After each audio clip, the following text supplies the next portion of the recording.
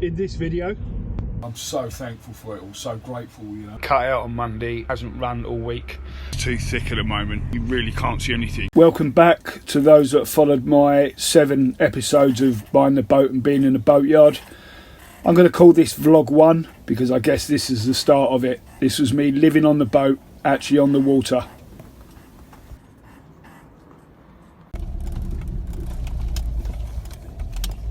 Here we go.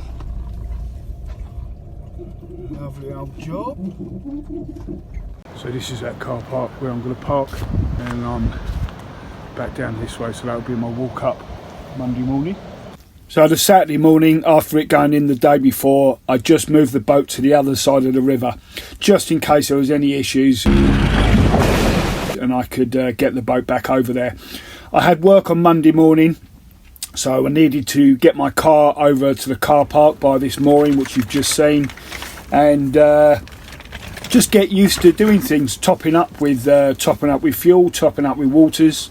You see, I've got my little trolley there, which ended up getting used a lot, and yeah, just getting used to this new life properly.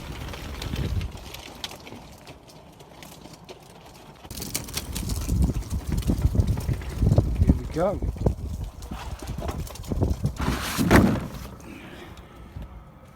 My mum and dad getting the VIP treatment. Hello there.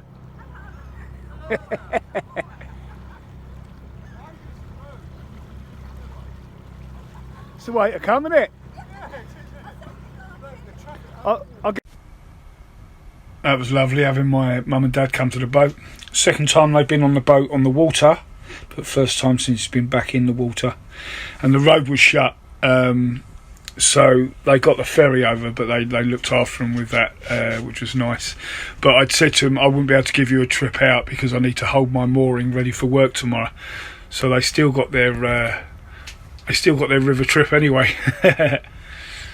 But yeah, I was going to say miserable looking day, but honestly I really can't complain. So nice just to have this view to look out on. Obviously I keep the other side shut, because that's just looking at a pathway or a tow path, if you like. Gonna move my boat tomorrow, so car's over this side. Roy's just gonna pick me up on the ferry to take me over. So calm today, look. This had been my first morning going to work, and I was nervous leaving the boat, as weird as it might sound, you know, leaving my home there for the first time to go off to work and come back.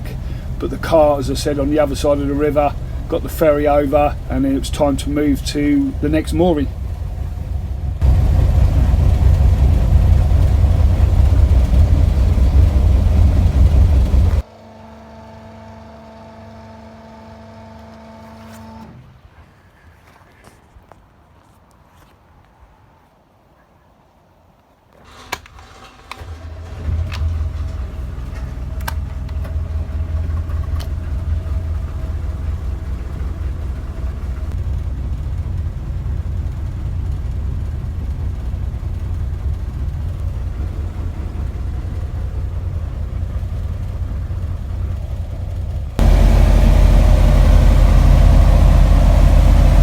Decided to move tonight, so I'm heading up towards Chertsey.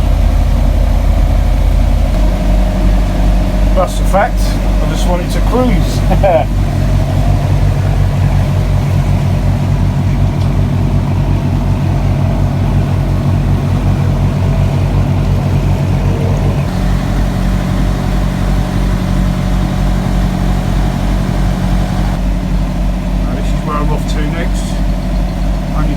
Up from the lock, but I've got my car parked up already further back now, so be a good 10-minute walk in the mornings. Woke up to another good morning. Coffee is on. Look at it out here today, it's so nice, so calm as well. Check it out. Look.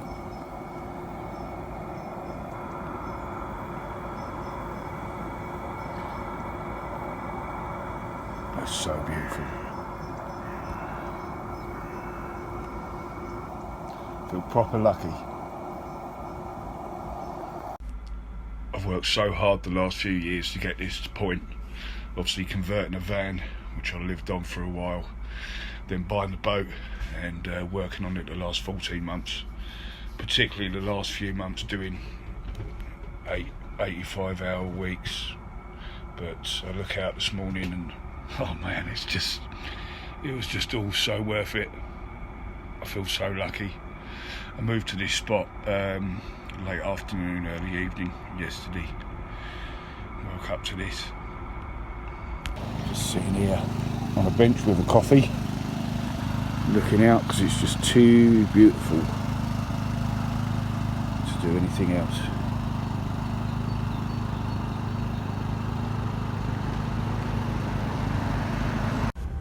Haven't seen that for a while.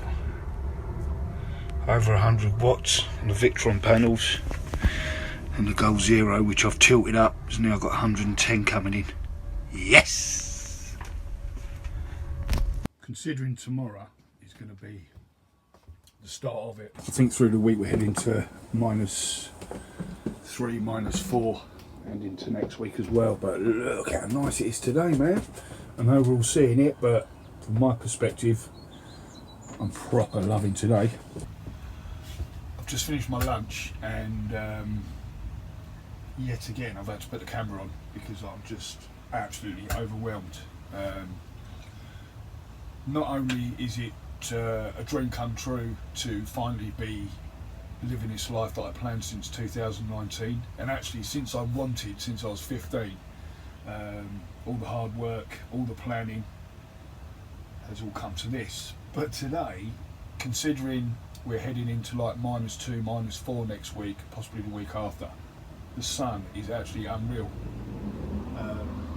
Just added to it, and it's my day off today. So I'm so thankful for it all, so grateful, you know. My life, like a lot of people's lives, was very like, you know, really high, then extreme lows, then high again. But my plan was to just have that calm sea, just that calm sea where it's just life's going like that. Sure, there's problems, and there'll be all kinds of problems living this life. Even from being ill and having to get your water, or having to sort the toilet out, or an engine problem and you've got to move, or you know what I mean. And I think in the summer, like, I love this time of year on the Thames because it's so quiet, but in the summer, you know, it becomes a lot more busier. The moorings become harder to get, and you get your fair share of idiots, like you do in all things. You're overloading that boat. They're all gonna die. So I'm glad I picked this time of year. People thought I was mad doing it before winter, but there's that feeling of how I'm wired is straight away. I've got my first winter out of the way. I've done it. I know I've experienced some of the things that need to be fine-tuned, or just the experience of like knowing, okay, this is what happens. And you know, certainly the flooding, which will come in like a month or two. So yeah, so thankful.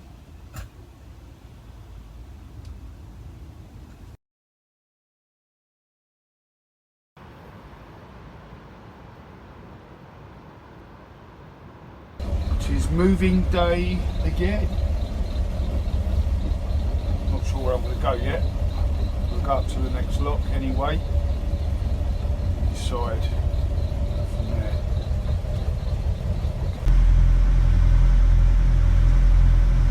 Wow, this is going to be spectacular. Shut up.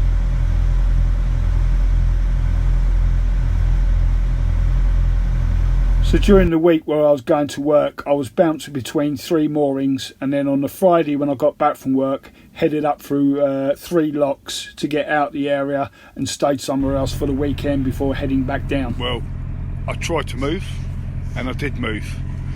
About 200, 300 foot. Yeah, it's just too thick at the moment. He's trapped by the fog, Andy! Get out of the house! And on top of that, there are rowers out, which 4 guys just went past in a wooden rowing boat, all wearing black. They clearly don't want to be accountable, I have to be, because obviously if I hit them, I'm going to look like the bad boy. So yeah, I can't do anything at the moment. I feel like it might be lightening up a little bit, but from here, like I was going, yeah, let's do it, challenge and all that, but when you actually get out on the water and you're trying to look ahead of you, you really can't see anything. You can't see the bank, and certainly, as I say, worry about seeing rowers. I ended up staying there for another evening. It's about a 3-hour trip to get back to where my car was, and obviously I was getting up at 3:45 a.m. at that time to get to work, so it was all going to be cutting it a little bit thin. So as I say, I stayed there another evening and then just moved my clients along a day.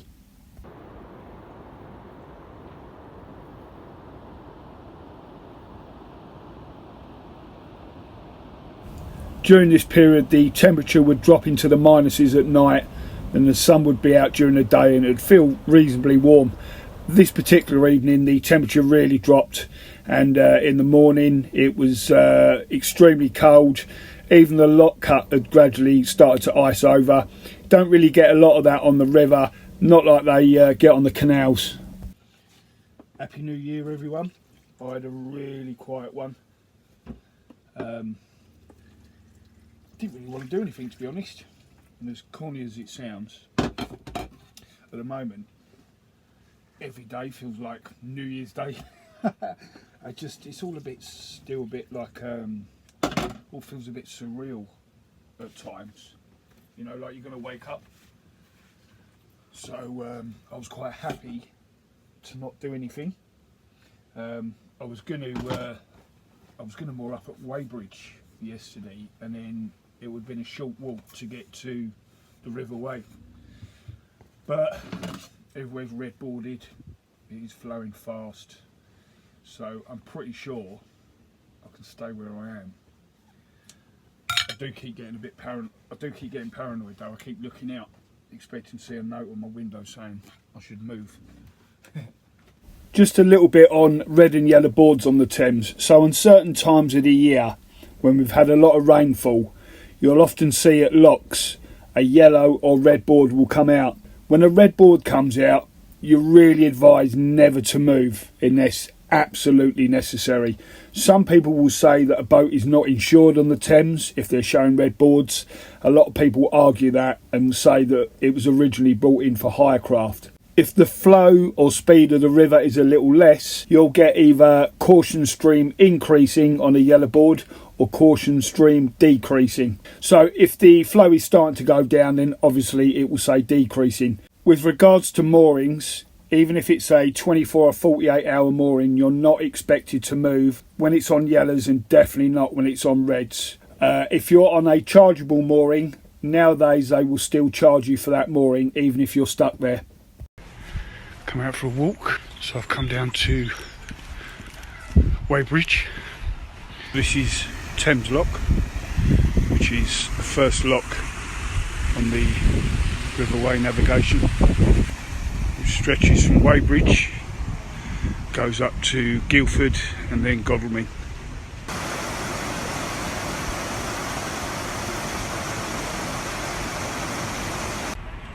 This place years ago, you wouldn't barely see anyone here. Probably first came up here probably early 80s, I should imagine. And as I say, in later years, my parents kept their boat on the old River Wey, which you go underneath that bridge there. This bridge here, I have a video from when me and my daughter used to do walks along here. That went with my song. Didn't it? Because he was like... Back home on board. It's about 2:30, so get something in the old air fryer, and also need to get the generator running.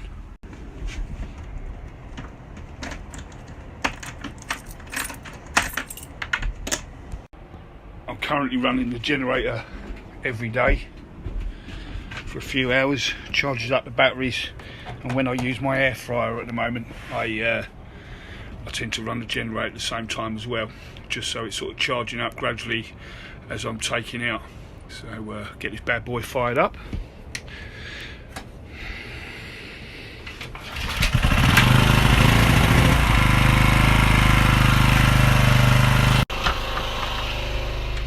Get rid of the noise. Yeah, 16 degrees. I've got the window open and I've got the front hatch open. And it's January the 3rd. No doubt we're going to go into another cold snap, probably, I should imagine, end of January come February, but I'll take this while it lasts. Yeah. Everything is against you. Any invention, disappointment. I had to let him go. Well, Joe and I going the whole afternoon without. It's Saturday. I've got all of the above to do today, meaning water needs topping up in the boat, 4 water containers need topping up, so they're 25 litres each, plus obviously I need to top the tank up with them, so I've probably got to do about 6 runs with that. Bin needs emptying, take that to the bin shed down there, and my chemical toilet.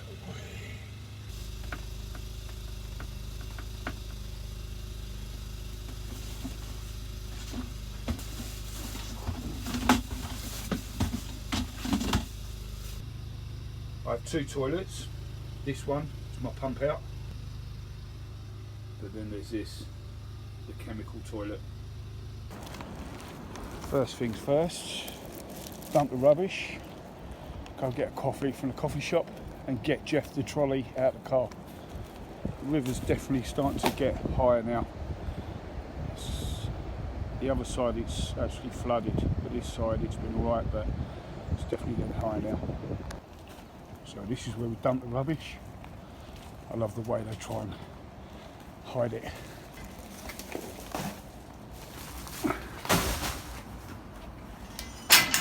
Here's the other side of the lock, well and truly flooded.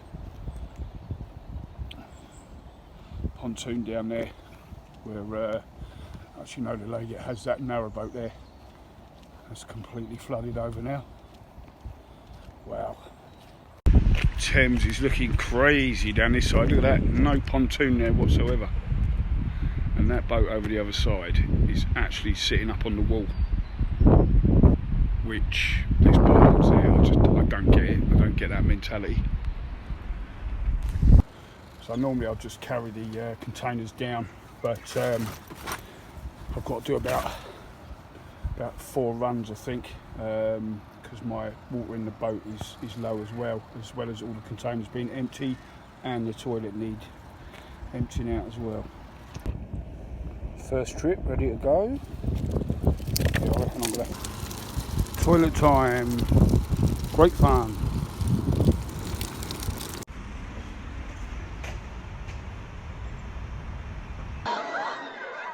It's hideous. Here's a question. When you have a heron opposite your boat, how long do you stand there with your SLR camera hoping to get a shot of it fishing? Is it 10 minutes? Is it half hour? Is it the whole of the time you should have been making lunch?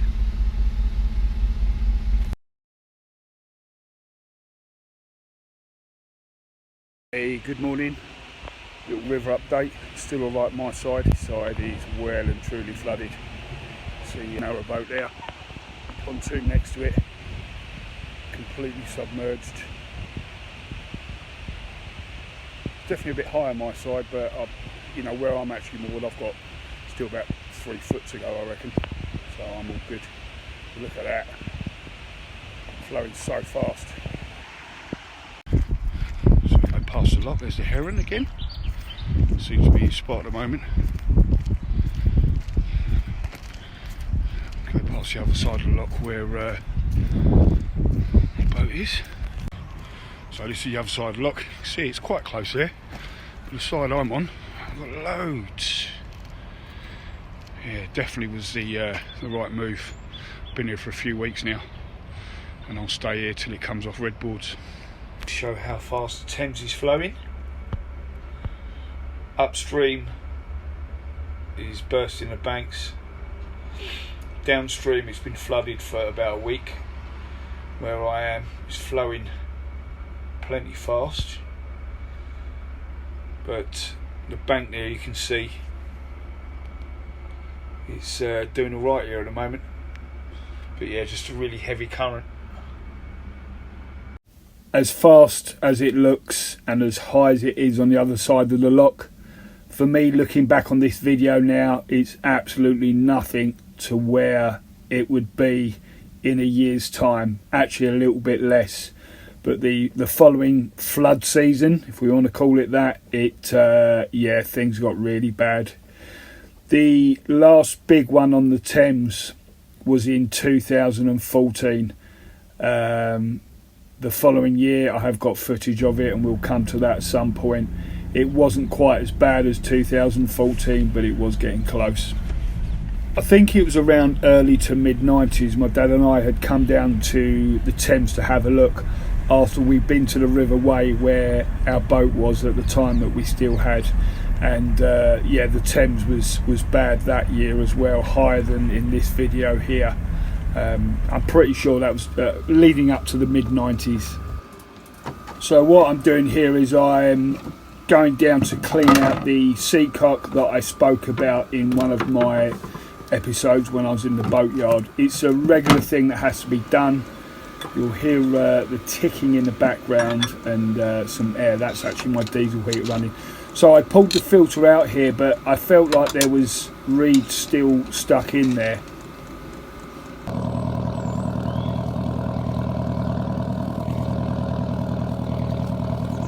Yeah, that's definitely better.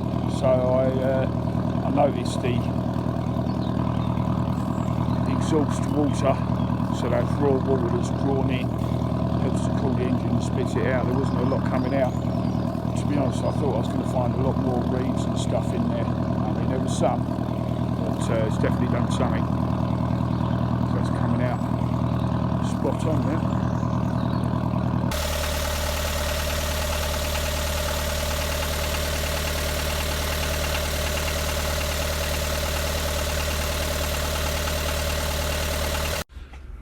Day 2 of working on my, don't judge the absolute carnage in here right now, because this is day 2 of working the whole weekend on my engines.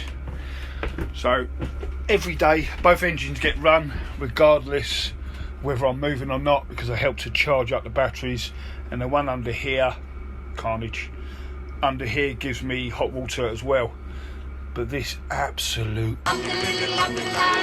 cut out on Monday and hasn't run all week until yesterday by about 6 PM when I sorted it out. So there's a few things I need to do, things to put back, and yeah, that'll be my weekend. Brilliant.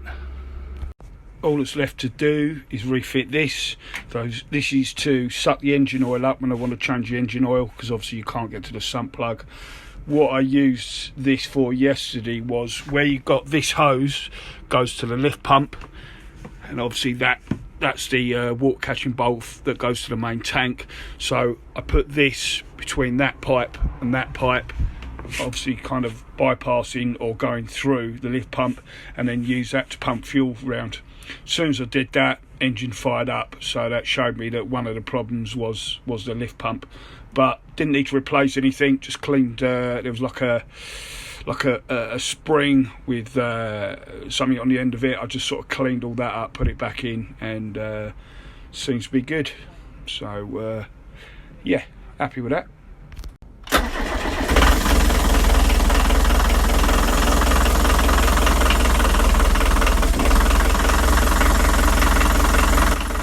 This issue would return again later in the year, but for the time being it all seemed well. Anyway, we come to the end of this video, and look at me putting out nearly 25-minute videos. As always, thanks for watching. I hope you've enjoyed this first one on the river.